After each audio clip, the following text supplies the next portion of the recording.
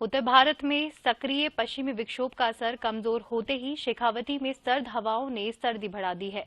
बीती रात से नम हवाएं चलने से फतेहपुर और सीकर में न्यूनतम तापमान में करीब 2 डिग्री की गिरावट दर्ज की गई। तापमान में आई गिरावट के कारण दिसंबर माह में अब तक का सबसे कम न्यूनतम तापमान दर्ज किया गया।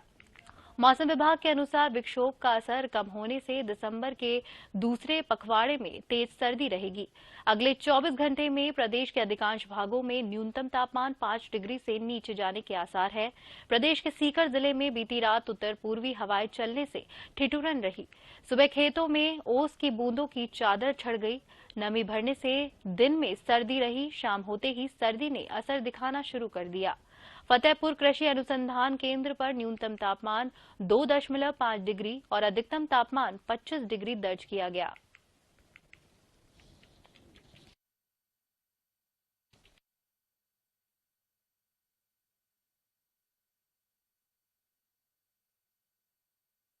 ये पश्चिमी विक्षोभ का असर कमजोर होते ही शेखावटी में सर्द हवाओं ने सर्दी बढ़ा दी है। बीती रात से नम हवाएं चलने से फतेहपुर और सीकर में न्यूनतम तापमान में करीब 2 डिग्री की गिरावट दर्ज की गई है। पश्चिमी विक्षोभ का असर शेखावटी क्षेत्र में देखने को मिला। तापमान में आई गिरावट के कारण दिसंबर माह में अब तक का सबसे कम न्यूनतम तापमान दर्ज किया गया। तो वहीं मौसम विभाग के अनुसार विक्षोभ का असर कम होने से दिसंबर के दूसरे पखवाड़े में तेज सर्दी रहेगी।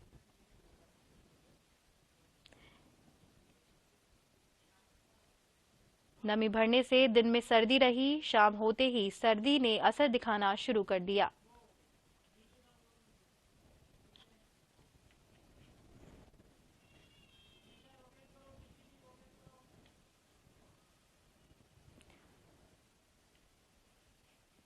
खेतों में जमने लगी ओस, सर्दी से बचने के लिए अलाव का लिया जा रहा है सहारा।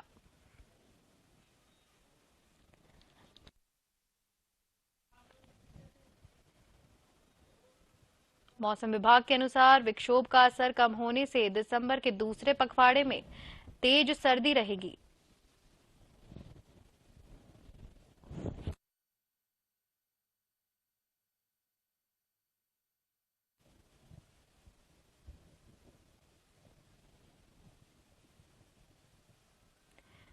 बढ़ती सर्दी के कारण लोग सर्दी से बचने के लिए अलाव का सहारा ले रहे हैं। खेतों में ओस जमने लगी है, तापमान में गिरावट भी दर्ज की गई है।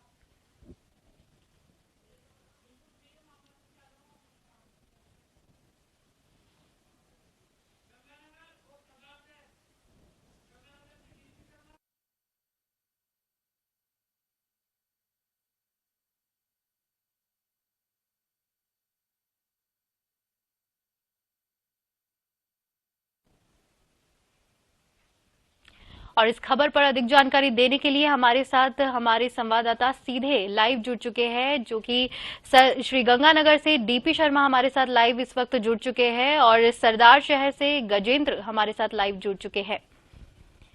तो मैं सबसे पहले डीपी शर्मा आपसे जानना चाहती हूं कि उत्तर भारत में पश्चिमी विक्षोभ का असर शेखावटी क्षेत्रों में देखने को मिल रहा है, जिससे तापमान में गिरावट दर्ज की गई है। इसको देखते हुए क्या कुछ माहौल इस टाइम देखने को मिल रहा है? जी, मैं आपको बता दूं, नगर के अंदर इन दिन के चलते जो तापमान के तरफ गिरावट आई है, उससे काफी ज्यादा नुकसान जो है किसानों को झेलना पड़ रहा है।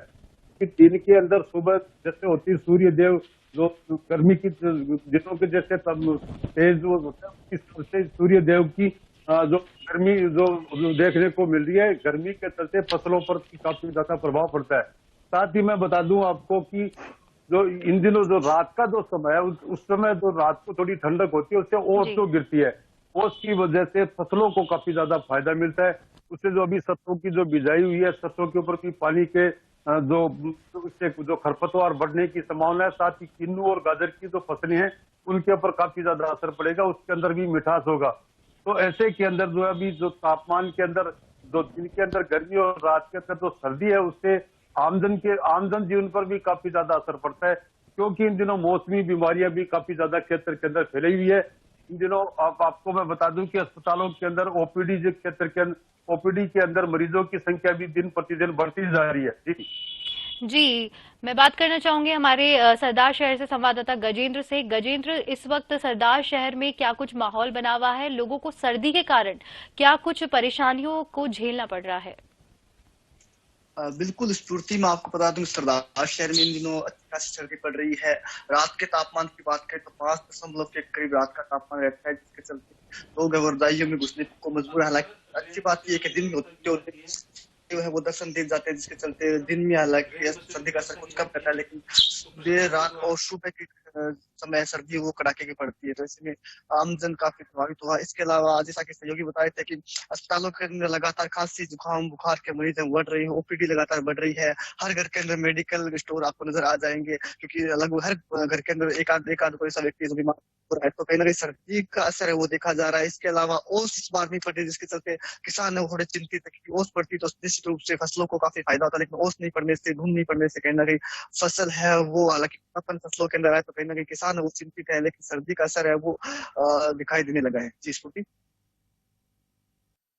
ये कि अक्सर देखा जाता है कि लोगों के लिए रैन बसेरों का इंतजाम किया जाता है सर्दी से बचने के लिए, तो ऐसे में इस वक्त क्या कुछ सरकार की तरफ से ऐसा कुछ कार्य किया जा रहा है?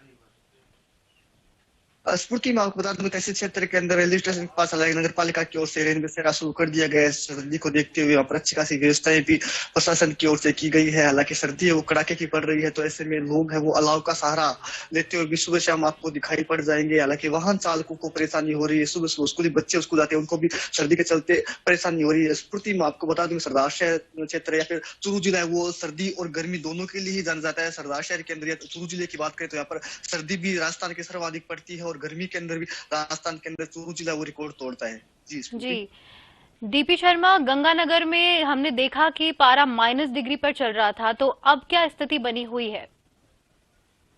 जी स्फूर्ति, ये जो पूर्व की अगर बात की जाए तो गंगानगर जिले के अंदर ये दिसंबर महीने में जो पारा है वो -डिग्री पे होता था, लेकिन इस बार 5 से 6 डिग्री के इर्द गिर्द घूम रहा है। दिन के अंदर जो पारा है उसकी जो वो बढ़ने की वजह से ये काफी ज्यादा चिंता का विषय है, क्योंकि पश्चिमी विक्षोभ के चलते इसमें जो मौसम के अंदर बदलाव हो रहा है इसके बारे में अभी कोई पूरी तरह जानकारी नहीं मिल पा रही है।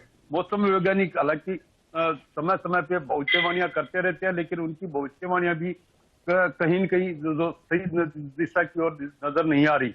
ऐसे के अंदर जो मौसम का अंदर जो उतार चढ़ाव है ये काफी ज्यादा चिंता का विषय है।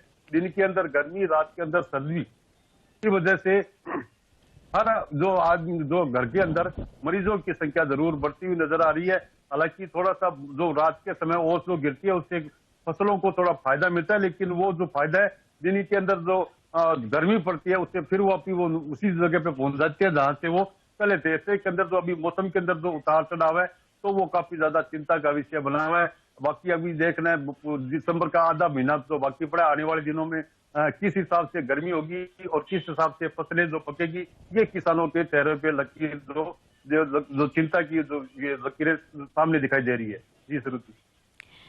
जी, बहुत बहुत धन्यवाद गजेंद्र और डीपी शर्मा आपका तमाम जानकारी हमसे साझा करने के लिए।